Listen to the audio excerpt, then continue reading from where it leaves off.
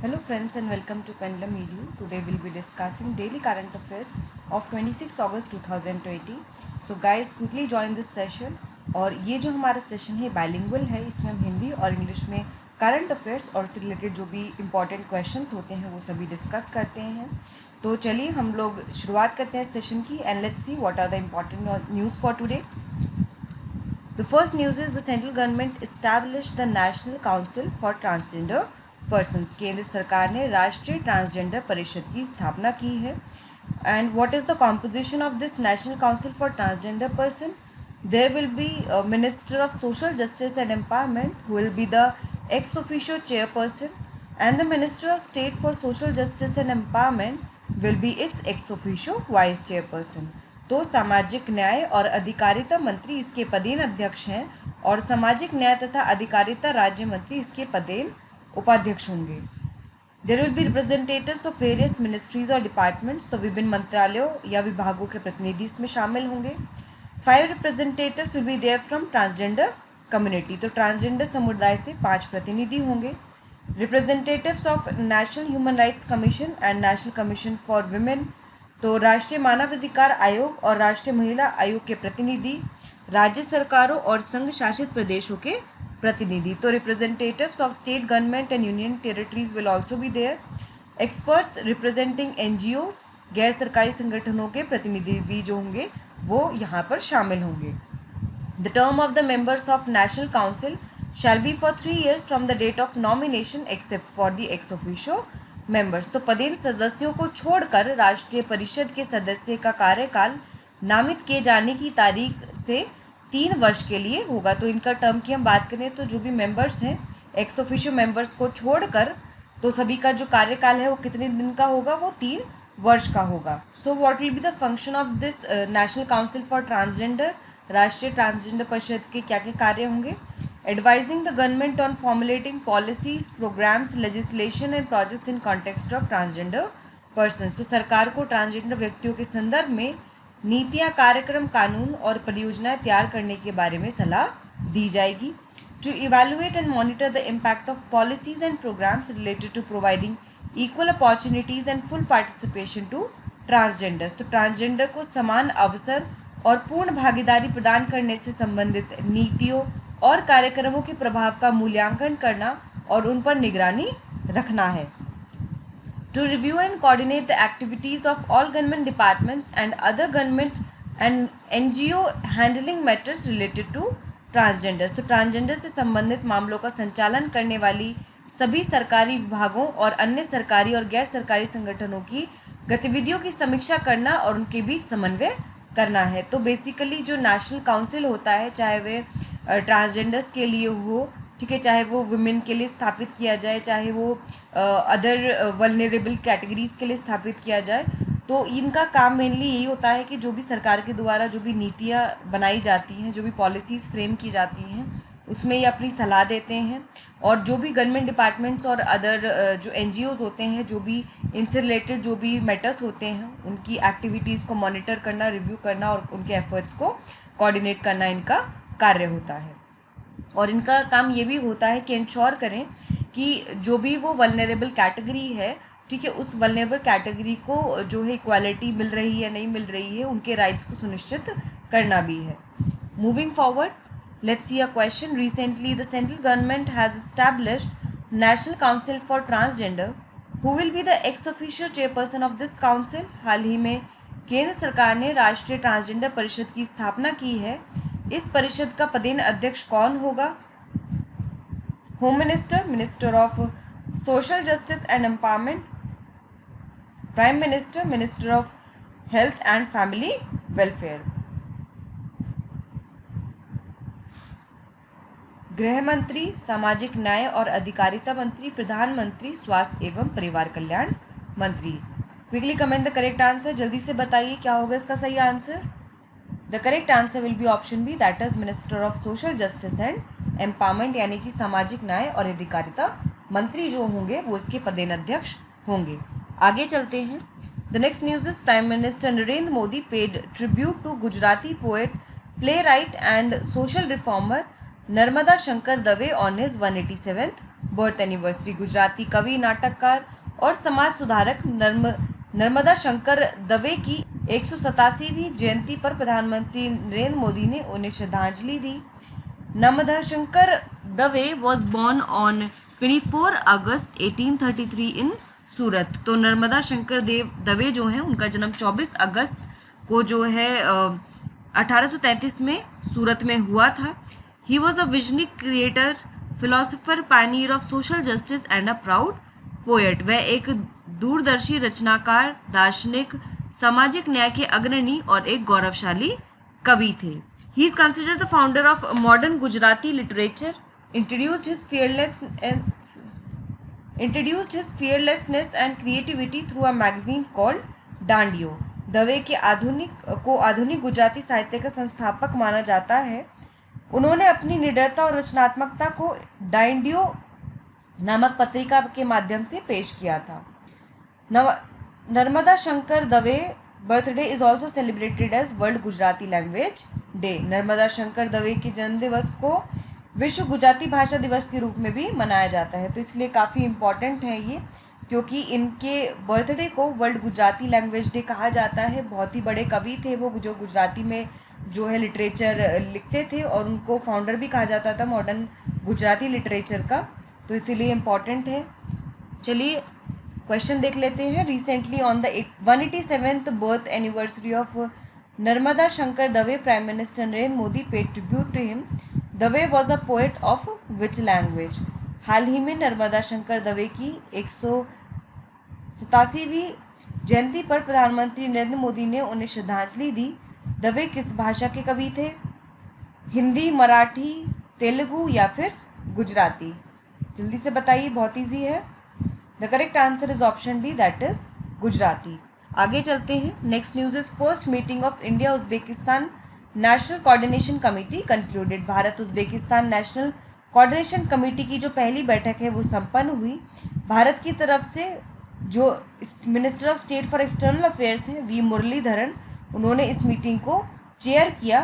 And he chair this meeting with Sardor Umurzakov, who is the deputy prime minister of Uzbekistan and minister of foreign economic relations. तो उन्होंने जो ये बैठक है विदेश आर्थिक संबंधों के मंत्री सरदार उमरज़कोव के साथ इस बैठक की सहअध्यक्षता की। This meeting was held to monitor the implementation of mutually agreed projects between India and Uzbekistan. Bharat और उज्बेकिस्तान के बीच पारस्परिक रूप से सहमत परियोजनाओं के क्रियान्वयन की निगरानी के लिए यह बैठक का आयोजन किया गया।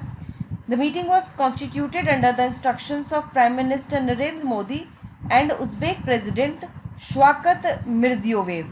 तो प्रधानमंत्री नरेंद्र मोदी और उज्बेक राष्ट्रपति शवाकत मिर्जियोयेव के निर्देशों के तहत ये बैठक गठित की गई थी। The following points were discussed during the meeting: line of credit projects, bilateral trade and investment। तो बैठक के दौरान जो है निम्नलिखित बिंदुओं पर जो है विचार किया गया। तो इसमें है लाइन ऑफ क्रेडिट प्रोजेक्ट्स, द्विपक्षीय व्यापार और निवेश। The two sides reached bilateral economic treaties, preferential trade agreements and mutual market access to agriculture produce of the two countries। दोनों पक्षों ने द्विपक्षीय आर्थिक संधि, अधिमान्य व्यापार समझौते और दोनों देशों की कृषि उपज के लिए आपसी बाजार की पहुंच पर जो है वार्ता की। Review of the implementation of projects under India's line of credit cooperation between the state of Gujarat and Andijan region of Uzbekistan and the India-Uzbekistan entrepreneurship development centre at Tashkent. Bharat की ऋण रेखा गुजरात राज्य और उज्बेकिस्तान के अंदीजान क्षेत्र और Tashkent में Bharat Uzbekistan उद्यमिता विकास केंद्र परियोजनाओं के क्रियान्वयन की भी जो है समीक्षा की गई इस मीटिंग के दौरान। Talking about Uzbekistan, it is a central Asian nation and former Soviet Republic. यह एक मध्य एशियाई राष्ट्र है और पूर्व सोवियत गणराज्य है। Its capital is Tashkent and the currency is Uzbekistani som. तो इसकी जो राजधानी है वो ताशकंद है और जो मुद्रा है वो उज्बेकिस्तानी सोम है। Now let's see a question. Recently India and dash first meeting of the national coordination committee was held. हाल ही में Bharat dash national coordination committee की पहली बैठक संपन्न हुई। Germany, Yemen, Uzbekistan and Spain. So what will be the correct answer for this? Guys keep commenting the correct answer. The correct answer will be option C, that is Uzbekistan. Okay, आगे चलते हैं, अगली news देखते हैं। Baldeep Ningthoujam, a 9th grade student from Manipur, developed a mobile game called Coroboi. Manipur के 9वीं कक्षा के छात्र बलदीप निंगथौजम ने कोरोबोई नामक मोबाइल जो गेम है वो विकसित किया है। It has become a popular Android based game world wide. ये दुनिया भर में एक लोकप्रिय एंड्रॉयड आधारित गेम बन गया है। The game was first launched in the Google Play Store a few days ago, becoming one of the most popular search and downloaded games. खेल कुछ दिन पहले ही Google Play Store में लॉन्च किया गया और वह सबसे लोकप्रिय सर्च और डाउनलोड गेम्स में से एक बन गया है। The theme of the game Coroboi is corona virus and lockdown. According to the mobile game app, an Indian boy named Coroboi is trapped in lockdown and wants to return home. Game Coroboi का विषय जो है वो corona virus और lockdown है और mobile game app के अनुसार कोरोबोई नाम का भारत का एक लड़का है जो लॉकडाउन में फंसा हुआ है और घर लौटना चाहता है। So a question for you guys, recently which mobile game has been developed by the 9th grade student Baldeep Ningthoujam of Manipur? Feroboi, Coroboi, Monoboi और सीनोबोई। हाल ही मणिपुर के 9वीं कक्षा के छात्र बलदीप निंगथौजम ने कौन सा मोबाइल गेम जो है विकसित किया है? फेरोबोई, कोरोबोई, मोनोबोई या फिर सीनोबोई? बहुत ईजी है, जल्दी से कमेंट करके बताइए। The correct answer is option B, that is Coroboi. Moving forward, Asian Infrastructure Investment Bank will provide a loan of $500 million for the Mumbai Urban Transport Project 3। Asian infrastructure investment bank Mumbai urban transport project के लिए 500 million American dollar का ऋण प्रदान करेगा। For this agreement has been signed between AIIB and Mumbai railway department corporation, central government and government of Maharashtra. तो इसके लिए केंद्र सरकार, महाराष्ट्र सरकार, मुंबई रेलवे विकास निगम और AIIB के मध्य जो है एक समझौते पर हस्ताक्षर किए गए हैं, लोन एग्रीमेंट पर साइन किया गया है। This will improve the network capacity, quality of service and security of the suburban railway system in Mumbai। तो इससे जो है मुंबई में उपनगरीय रेलवे प्रणाली की नेटवर्क क्षमता, सेवा की गुणवत्ता और सुरक्षा में सुधार होंगे। Also the project will reduce travel time and fatal accidents of the passenger. साथ ही परियोजना से यात्रा समय में और यात्रियों की घातक दुर्घटनाओं में कमी आएगी। The primary beneficiaries of the project are 22% women passengers who will benefit from improved safety and quality of service। परियोजना के प्राथमिक लाभार्थियों में 22% महिला यात्री हैं जो बेहतर सुरक्षा और सेवा की गुणवत्ता से लाभान्वित होंगी। Talking about Asian infrastructure investment bank AIIB, काफ़ी न्यूज़ में रहता है ये। It is multilateral development bank with a mission to improve social and economic outcomes in Asia. ये एक बहुपक्षीय विकास बैंक है जो एशिया में सामाजिक और आर्थिक परिणामों को बेहतर बनाने के लिए एक मिशन है। तो इसका जो परिचालन है, जो इसका ऑपरेशन है, वो कब से स्टार्ट हुआ? जनवरी 2016 से स्टार्ट हुआ। इसके हेडक्वार्टर्स बीजिंग चाइना में है। इसका मुख्यालय कहाँ पर है? बीजिंग चाइना में है। और इसकी करेंटली कितने मेंबर्स हैं? 102 अप्रूव्ड मेंबर्स हैं। क्वेश्चन देख लेते हैं। How many $US loan will be provided by AIIB for Mumbai urban transport project? Asian infrastructure investment bank Mumbai urban transport project के लिए कितने अमेरिकन डॉलर का ऋण प्रदान करेगा? 200 million, 400 million, 500 million and 1000 million? जल्दी से बताइए कमेंट करके। गाइस कमेंट करते रहिए, वीडियो को लाइक करिए, शेयर करिए। कमेंट बॉक्स में कोई भी डाउट है तो वहाँ पर मेंशन करिए। The correct answer will be option C, that is 500 million. Moving forward, air chief marshal Rakesh Kumar Singh Bhadauria launched the My IAF mobile app. वायुसेना प्रमुख air chief marshal Rakesh Kumar Singh Bhadauria ने माई IAF मोबाइल ऐप जो है वो लॉन्च किया है। This app provides career related information and details to the youth wishing to join air force. तो इस ऐप में वायुसेना में भर्ती होने के इच्छुक युवाओं को कैरियर संबंधी जानकारी मिलेगी और उसका विवरण भी उपलब्ध होगा। It provides all the information in the Air Force, including the selection process, training courses and salaries and allowances of officers and soldiers at one place। तो यह वायुसेना में चयन प्रक्रिया, प्रशिक्षण पाठ्यक्रम तथा अधिकारियों और सैनिकों के वेतन और भत्तों सहित सभी तरह की जानकारी एक ही जगह उपलब्ध कराता है। Information about the history of Air Force and its gallant saga are also provided on this app. इस ऐप पर वायुसेना के इतिहास और उसके शौर्य गाथाओं के बारे में जानकारी भी उपलब्ध कराई गई है। The app has been developed in collaboration with the Center for Advanced Computation Development (CDAC). इस ऐप को डिजिटल इंडिया पहल के तहत उन्नत गणना विकास केंद्र CDAC के सहयोग से विकसित किया गया है। क्वेश्चन देख लेते हैं। MyIEF mobile app was recently launch by which of the following? Indian air force, Indian navy, Indian army and border security force. MyIEF mobile app जो है वो हाल ही में किसके द्वारा लॉन्च किया गया है? वायुसेना, जल सेना, थल सेना या फिर सीमा सुरक्षा बल। तो क्या होगा इसका सही answer? Option A will be correct, वायुसेना या फिर इंडियन एयर फोर्स। अगली न्यूज़ है, new office building of delimitation commission inaugurated in new Delhi and this building was inaugurated bye justice Ranjan Desai who is the chairman of the delimitation commission. तो नई दिल्ली में परिसीमन आयोग के नए कार्यालय भवन का उद्घाटन किया गया है और ये उद्घाटन जो है अध्यक्ष न्यायमूर्ति रंजन देसाई ने किया है, जो कि अभी चेयरमैन हैं परिसीमन आयोग के। The delimitation commission has started functioning from March 2020। परिसीमन आयोग मार्च 2020 से काम करना शुरू कर चुका है। Talking about delimitation commission, it is a commission setup by the government of India under the provisions of delimitation commission act. यह भारत सरकार द्वारा परिसीमन आयोग अधिनियम के प्रावधानों के तहत जो है स्थापित किया गया एक आयोग है। The main function of the commission is to redefine the boundaries of various legislative and Lok Sabha constituencies based on the recent census। आयोग का जो मुख्य कार्य है हाल ही की जनगणना के आधार पर विभिन्न विधानसभा और लोकसभा क्षेत्रों की सीमाओं को फिर से परिभाषित करना है।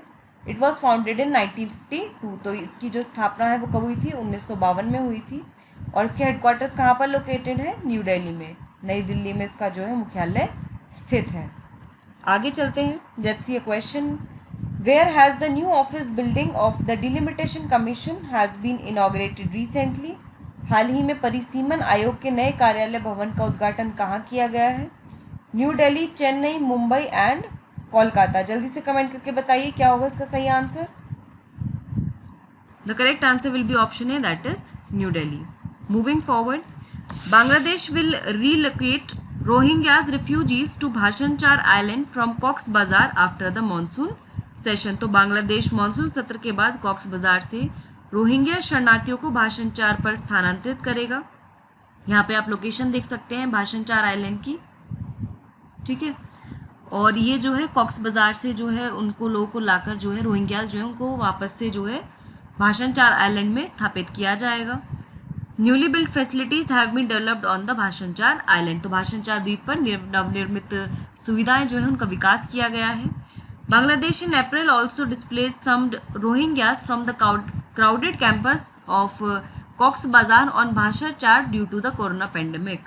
बांग्लादेश ने अप्रैल में भी कोरोना महामारी के कारण कुछ रोहिंग्या को कॉक्स बाजार की भीड़भाड़ वाले शिविरों से भाषणचार द्वीप पर विस्थापित कर दिया था। Rohingyas fled to Bangladesh in 2017 after a military crackdown in Rakhine province of Myanmar. Rohingya 2017 में म्यांमार के रंखाइन प्रांत में सैन्य तबाही के बाद भागकर बांग्लादेश में आ गए थे। तो रोहिंग्याज कौन है? वो मुस्लिम माइनॉरिटीज़ हैं म्यांमार में, ठीक है। और उनके साथ बहुत बुरा व्यवहार हुआ जिसके कारण वो म्यांमार छोड़कर बांग्लादेश, भारत और इस तरह से काफ़ी देशों में जो है वो रेफ्यूजीज़ की तरह रह रहे हैं। भाषणचार आइलैंड की बात करें, it is an uninhabited island where the government of Bangladesh has build shelters for 1 lakh Rohingyas refugees. ये एक निर्जन द्वीप है जहां बांग्लादेश की सरकार ने 1 लाख रोहिंग्या शरणार्थियों के लिए आश्रय गृह बनाए हैं। However, it is an ecologically fragile region which is prone to floods, erosion and cyclones। हालांकि भाषणचार पारिस्थितिक रूप से नाजुक क्षेत्र है और यहाँ बाढ़, कटाव और चक्रवात का खतरा बना रहता है। This island is also known as Charpiya. इसको चारपिया के नाम से भी जाना जाता है। ये बांग्लादेश का आइलैंड है। It is located in Bay of Bengal. तो बंगाल की खाड़ी में स्थित है। यहाँ पे आप देख सकते हैं लोकेशन, बे ऑफ बंगाल में ये भाषणचार आइलैंड स्थित है। The island was formed in 2006 by Himalayan silt. तो इस द्वीप का गठन 2006 में हिमालयन गाद से हुआ था। क्वेश्चन देख लेते हैं। कॉक्स बाजार and Bhasan Char islands are related to which country? Cox's Bazar और भाषण चार द्वीप का संबंध किस देश से है? Myanmar, China, Japan and Bangladesh. जल्दी से बताइए कमेंट करके क्या होगा सही answer. The correct answer will be option D, that is Bangladesh. Next news is China sold the finest fighter ship 054 AP to Pakistan. चीन ने बेहतरीन लड़ाकू जहाज 054 AP पाकिस्तान को बेचा है। In addition China will send 3 warships to Pakistan. इसके अलावा चीन पाकिस्तान को 3 युद्धपोत और भेजने वाला है। Type 054 AP is a guided missile frigate, the largest fighter ship ever sold by China to a foreign navy. Type 054 AP जो है एक गाइडेड मिसाइल फ्रिगेट है और ये अब एक ऐसा सबसे बड़ा लड़ाकू जहाज है जिसे चीन ने किसी विदेशी सेना को बेचा है। This combat ship will double the combat capability of the Pakistani navy. यह लड़ाकू जहाज से पाकिस्तानी नौसेना की युद्ध की क्षमता जो है वो दोगुनी हो जाएगी। क्वेश्चन देख लेते हैं। Recently China has sold its best fighter ship 054 AP to which of the following country? हाल ही में चीन ने अपना सबसे बेहतरीन लड़ाकू जहाज जो है 054 AP किस देश को बेचा है? Iran, Qatar, Pakistan and Afghanistan. जल्दी से बताइए कमेंट करके क्या होगा इसका सही आंसर। बहुत ईजी है। The correct answer is option C, that is Pakistan. Next is BIS prepare draft standard for pipe drinking water supply system. BIS ने पाइप पेयजल की आपूर्ति प्रणाली के लिए एक मानक मसौदा तैयार किया है। The draft is named as drinking water supply quality management system requirements for pipe drinking water supply service. इस मसौदे का नाम पेयजल आपूर्ति गुणवत्ता प्रबंधन प्रणाली पाइप पेयजल आपूर्ति सेवा के लिए आवश्यकताएं हैं। The draft has been prepared by the public drinking water supply services sectional committee of BIS। यह मसौदा BIS की सार्वजनिक पेयजल आपूर्ति सेवा अनुभागीय समिति द्वारा तैयार किया गया है। This water supply process has been developed keeping in mind the centre's Jal Jeevan Mission to provide safe and adequate drinking water to all rural households by 2024 through water connections and through tap connections। यह जल आपूर्ति की प्रक्रिया को जल स्रोतों से लेकर घर के नलों तक पहुंचाने और नल कनेक्शन के माध्यम से 2024 तक सभी ग्रामीण परिवारों को सुरक्षित और पर्याप्त पेयजल उपलब्ध कराने के लिए केंद्र के जल जीवन मिशन को ध्यान में रखते हुए विकसित किया गया है। तो जो जल जीवन मिशन है उसका लक्ष्य ही ये है कि सभी घर जो है रूरल हाउस होल्ड्स हैं, जितने भी ग्रामीण में जो परिवार हैं, उनको जो है टैप कनेक्शन से जो है 2024 तक सेफ पानी जो है वो पहुंचाना है, पीने के लायक पानी सुनिश्चित करना है। The following provisions have been made in the draft. मसौदे में निम्न प्रावधान किए गए हैं। Drawing requirements for water supplier और वाटर यूटिलिटी, पानी आपूर्तिकर्ता या पानी की उपयोगिता के लिए आवश्यकताओं को रेखांकन। Guidelines for top management of water supplier and utilities, जल आपूर्तिकर्ता और उपयोगिता के शीर्ष प्रबंधन के लिए दिशा निर्देश। Indian standard 10,500 determination of treated water for drinking water, पीने के लिए उपचारित पानी के लिए भारतीय मानक 10,500 निर्धारण। Provision of bulk water meters to ensure water audit, पानी की ऑडिट सुनिश्चित करने के लिए थोक पानी की मीटर का प्रावधान। Let's see a question. Recently, the Bureau of Indian Standards has prepared draft standard for piped drinking water supply system. According to the draft, which provisions have been made? हाल ही में भारतीय मानक ब्यूरो ने pipe पेयजल की आपूर्ति प्रणाली के लिए एक मानक मसौदा तैयार किया है। इसके अनुसार कौन सा प्रावधान किया गया है? Guidelines for top management of water supplier and utilities, जल आपूर्तिकर्ता और उपयोगिता के शीर्ष प्रबंधन के लिए दिशा निर्देश। Indian standard 10,500 determination for treated water for drinking, पीने के लिए उपचारित पानी के लिए भारतीय मानक 10,500 निर्धारण। Provision of bulk water meters to ensure water audit, पानी का ऑडिट सुनिश्चित करने के लिए थोक पानी के मीटर का प्रावधान। And all of the above, उपरोक्त सभी। Quickly comment the correct answer.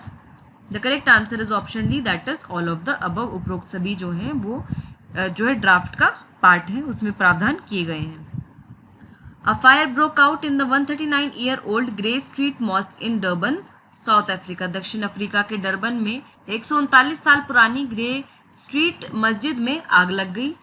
The cause of fire has been not known till now. तो जो आग का कारण है वो अभी तक अज्ञात है, अभी पता नहीं चल पाया है। This mosque located in the city centre of Durban is a landmark. Durban शहर के केंद्र में स्थित यह मस्जिद एक लैंडमार्क है। The mosque has been visited by prominent personalities including the late first black president of South Africa Nelson Mandela, British musicians Cat Stevens and former heavyweight boxing champion Muhammad Ali. दक्षिण Africa के दिवंगत पहले अश्वेत राष्ट्रपति Nelson Mandela, British संगीतकार Cat Stevens और पूर्व heavyweight boxing champion Muhammad Ali सहित प्रमुख हस्तियों द्वारा इस मस्जिद का दौरा किया गया है। Talking about south Africa, so you can see in the picture, इस इमेज में आप देख सकते हैं कि कैसे वहाँ पे आग लग गई थी। It is a country located in the southern most end of the African continent. ये अफ्रीकी महाद्वीप के सबसे दक्षिण छोर पर स्थित एक देश है। The president of the country is Cyril Ramaphosa. तो यहाँ के जो राष्ट्रपति हैं वो सिरिल रामाफोसा हैं। It has 3 capitals, Cape Town, Pretoria, Bloemfontein and the currency is South African rand. इसकी 3 राजधानियाँ केप टाउन, प्रिटोरिया, ब्लूमफोर्टिन और मुद्रा दक्षिण अफ्रीकी रैंड है। Let's see a question. Recently, a fire broke out in the 139-year-old Grey Street Mosque in which country? हाल ही में किस देश में स्थित 139 साल पुराने ग्रे स्ट्रीट मस्जिद में आग लग गई है? South Africa, Turkey, Iraq and Kyrgyzstan. जल्दी से कमेंट करके बताइए क्या होगा इसका सही answer. The correct answer will be option A, that is south Africa या फिर दक्षिण अफ्रीका। अगली न्यूज़ देखते हैं। Organisation of 50th session of Dekho Apna Desh webinar series titled cultural heritage of Hyderabad. Dekho Apna Desh webinar series के 50वें सत्र में cultural heritage of Hyderabad webinar का आयोजन किया गया। Dekho Apna Desh webinar series are being organised by the ministry of tourism for the purpose of spreading awareness and publicity about various tourist destinations in India including lesser known and less discussed aspects of popular destinations. तो ये जो webinar series है इसका शुभारंभ 14 अप्रैल 2020 से हुआ था। पर्यटन मंत्रालय द्वारा कम चर्चित और लोकप्रिय स्थलों के कम चर्चित पहलुओं सहित भारत के विभिन्न पर्यटन स्थलों के बारे में जागरूकता फैलाने और प्रचार के उद्देश्य से देखो अपना देश वेबिनारों का आयोजन किया जा रहा है। It also promotes the spirit of एक भारत श्रेष्ठ भारत। ये एक भारत श्रेष्ठ भारत की भावना को भी बढ़ावा देता है। Talking about Hyderabad, Muhammad Quli Qutub Shah established Hyderabad in 1591 to expand the capital beyond the Golconda fort. The city was annexed by the Mughals in 1687. Mohammad कुली कुतुब शाह ने गोलकुंडा किले से आगे राजधानी के विस्तार के लिए 1591 में हैदराबाद की स्थापना की थी और 1687 में शहर पर मुगलों का कब्जा हो गया था। In 1724, the Mughal ruler Nizam Asaf Jah first declared his sovereignty and established the Asaf Jahi dynasty, also known as the Nizam. Hyderabad was the royal capital of Asaf Jahi between 1769 and 1948. 1724 में मुगल शासक निजाम असफ जहाँ एक ने अपनी संप्रभुता घोषित की और असफ जाही राजवंश की स्थापना की, जिसे निजाम के नाम से भी जाना जाता है। हैदराबाद 1769 से 1948 के बीच असफ जाही की शाही राजधानी रहा थी। The city also had the British residency and cantonment as the capital of the princely state of Hyderabad until India became independent in 1947। 1947 में भारत के आज़ाद होने से पहले तक हैदराबाद रियासत की राजधानी के रूप में शहर में ब्रिटिश रेजिडेंसी और कंटोनमेंट भी था। इन 1956 Hyderabad was merged into Andhra Pradesh state. 1956 में हैदराबाद को आंध्र प्रदेश में मिला दिया गया था। Hyderabad has been selected as a creative city in the category of gastronomy by UNESCO. UNESCO द्वारा हैदराबाद को गैस्ट्रोनॉमी की श्रेणी में एक रचनात्मक शहर के रूप में चुना गया है। Hyderabad is also known as city of pearls and city of Nizams. तो हैदराबाद को जो है सिटी ऑफ पर्ल्स या सिटी ऑफ निज़ाम्स भी कहा जाता है। तो ये चीज़ इंपॉर्टेंट है, कभी कभी निकनेम्स भी पूछ लेते हैं सिटी के, जैसे सिटी ऑफ पर्ल्स है वो कौन सी सिटी है, इस तरह से पूछ लिया जाता है। Now let's see a question. In 50th session of देखो Apna Desh webinar series the cultural heritage of which place was discussed. देखो अपना देश वेबिनार सीरीज के 50वें सत्र में किस स्थान के कल्चरल हेरिटेज का प्रदर्शन किया गया? अमृतसर, हैदराबाद, सारनाथ एंड कोलकाता। जल्दी से कमेंट करके बताइए आंसर। यस, इसका सही आंसर होगा ऑप्शन बी यानी कि हैदराबाद। हैदराबाद इसका करेक्ट आंसर है। सो फ्रेंड्स, हमने यहाँ पर जो भी डेली करंट अफेयर्स हैं और उससे रिलेटेड जो भी क्वेश्चन है वो सभी देख लिए हैं, और मैं उम्मीद कर रही हूँ आप रोजाना डेली करंट अफेयर्स फॉलो कर रहे होंगे और कुछ नया सीख रहे होंगे। इसी तरह हमारे साथ जुड़े रहिए, वीडियो को लाइक करिए, शेयर करिए, चैनल को सब्सक्राइब करिए और बेल आइकन को जरूर दबाइए नोटिफिकेशन के लिए। अच्छे से तैयारी करते रहिए। All the best. Thank you so much.